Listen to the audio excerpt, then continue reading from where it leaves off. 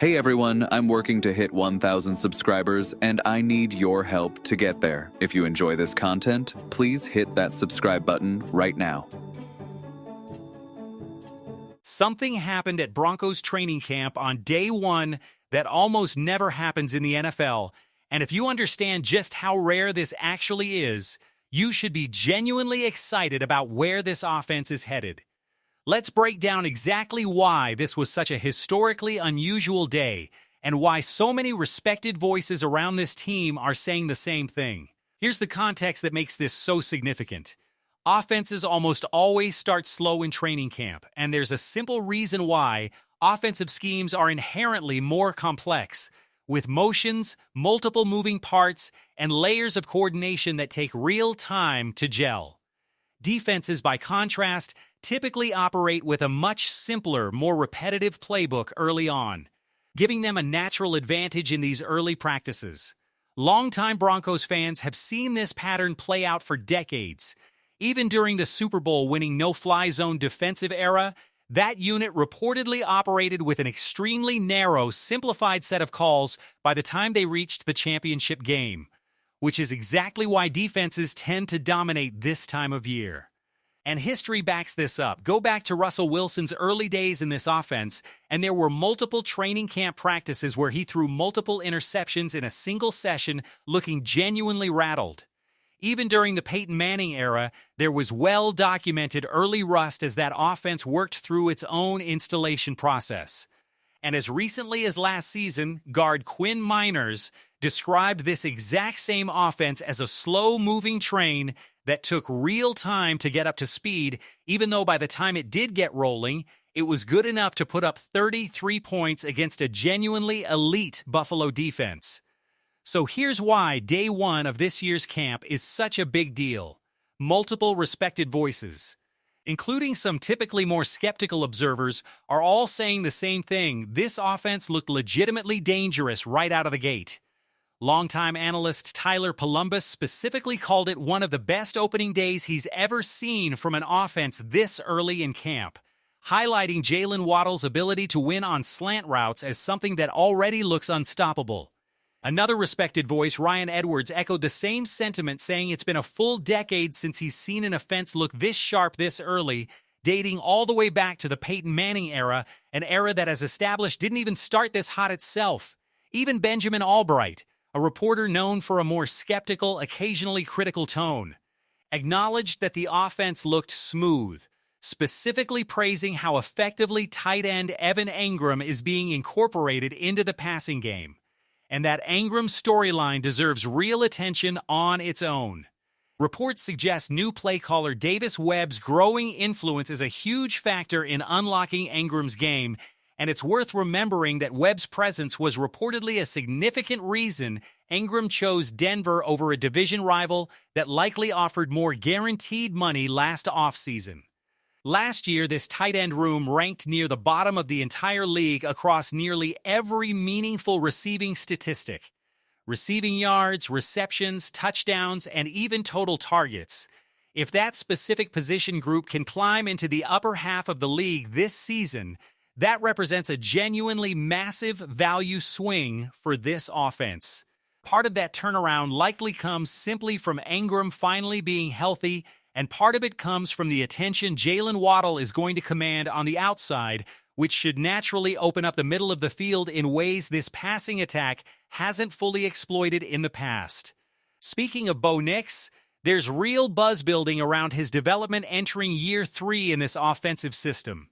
Multiple observers noted his ball placement and accuracy looked genuinely elite throughout this practice, hitting receivers like Marvin Mims and Troy Franklin in stride on well-thrown slants without a single dropped pass showing up across any of the highlight reels circulating from the day. And this comes despite Nix reportedly adjusting to a newborn at home, which would understandably be expected to affect his sharpness. Instead, by all accounts, he looked night and day different and sharper than in previous training camps. Jalen Waddle himself represents a genuinely new wrinkle for this offense, a true playmaking dynamic this roster hasn't had in a very long time.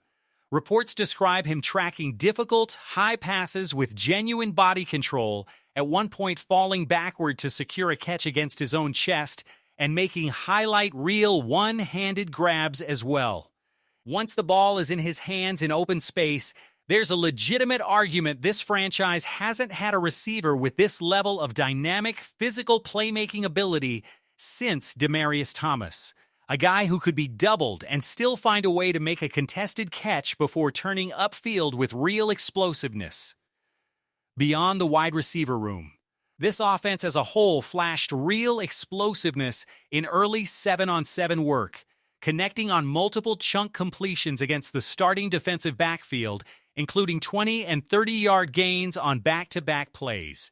That's exactly the kind of dangerous, explosive potential that should have this fan base genuinely excited heading into the season. There's also great news on the running back front. Running back J.K. Dobbins, a player who's faced real skepticism from parts of this fan base regarding his durability, delivered a genuinely memorable moment during his own press conference. Sean Payton has reportedly expressed strong organizational belief in Dobbins specifically, crediting a significant portion of last year's 14-win season to his contributions and viewing last year's specific injury as something closer to a fluke rather than a recurring pattern. Dobbins himself doubled down on that sentiment, going so far as to make a literal pinky promise that he'll play all 17 games this season, crediting improved flexibility and off-season conditioning work as the reason for his renewed confidence.